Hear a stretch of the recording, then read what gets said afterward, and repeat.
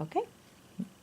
My name's Edye Marjorie Miller, born in Hollis, Oklahoma, to Mary Carolyn and John Lewis Davidson. They had one daughter and one son before me, Zelma and Jones. We often visited my grandmother, whose nickname was Fanny. She was the mother of 4 boys and 4 girls, my mother being the oldest girl. She grew up with lots of brothers and sisters to look after. And my grandmother would have me spend a weekend on the farm with them, and her son that was closest to my mother's age was the one that stayed home, and all the rest of the children married and moved away. His name was Lonnie, and I ended up naming my youngest boy for Uncle Lonnie.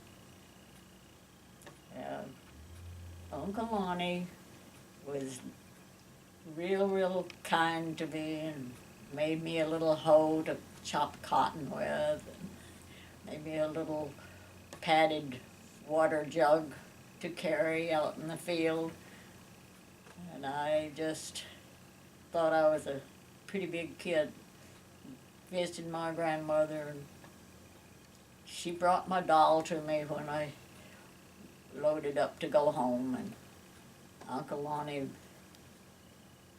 brought me home into town in a buggy pulled by a horse.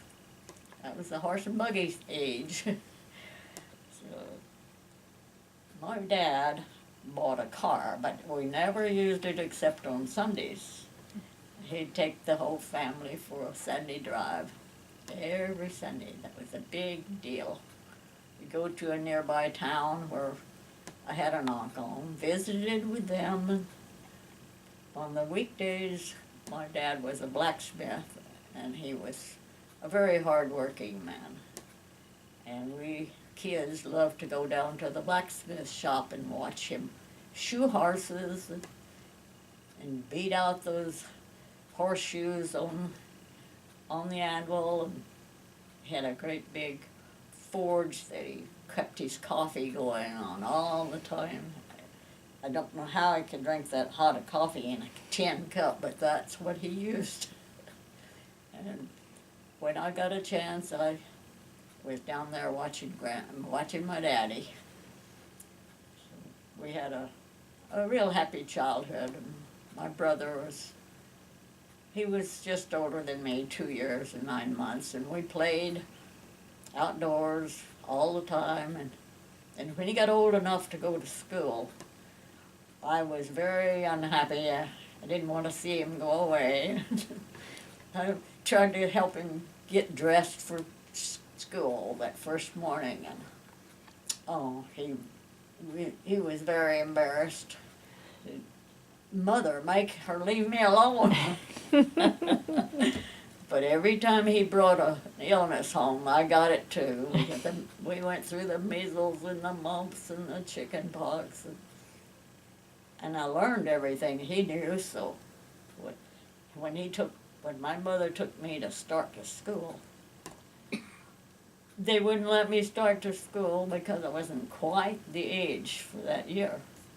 The next year, I learned everything that there was to know by then for my age, and they put me in 2nd grade. So I never went to 1st grade. So it was quite a childhood. We lived in a little house that's still standing. I've had the chance to visit that house, and actually it looks better shape than it did when we lived in it many years ago. Did your granny live in the same town as you?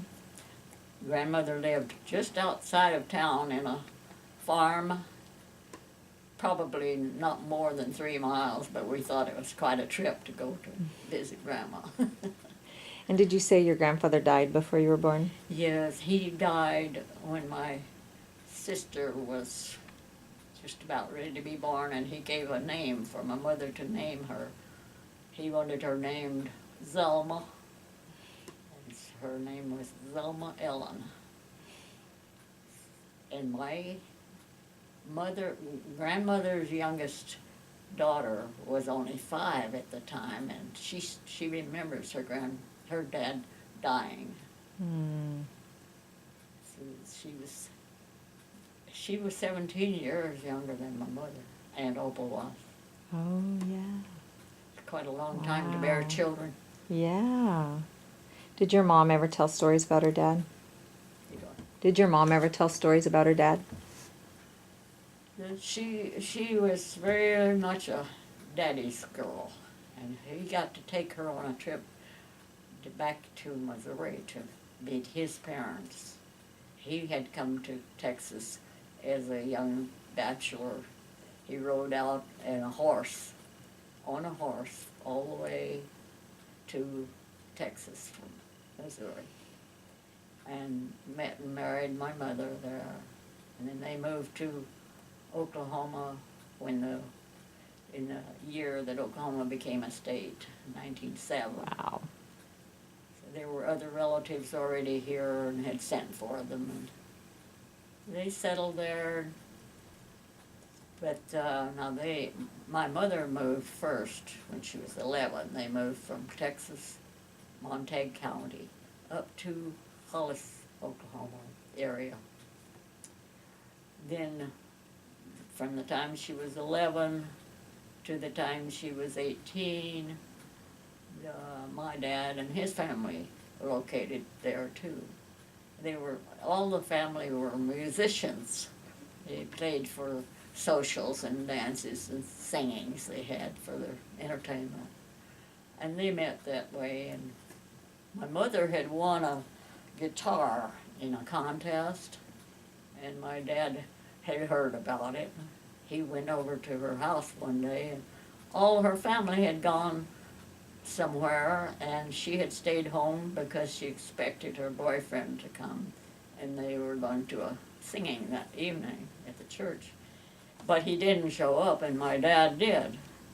And they went together then for 9 months before they married, but he came to see her guitar. He could play any stringed instrument there was, and he just had to see that new guitar. So they just got acquainted that way, and just got the other boyfriend was left behind. So they married, and they never parted till he died when he was 72. And by that time they had moved to California, Southern California, to be near their son and his little family. My little family started then right away, and she came up to Modesto to be with me. And my first son, Jack, was born. And in fact, she was with me each child. 4 children were born. All in Modesto? No, Jack, Sonia, and Karen were born in Modesto. But Lonnie was born on the Navy base. Well, he really was born in San Bernardino. We lived on the Navy base and were bumped off of the employment, and we went back to Colton to stay there till we could get work. And Lonnie was born there in Colton, in the hospital in San Bernardino. So that's the only one not born in Modesto.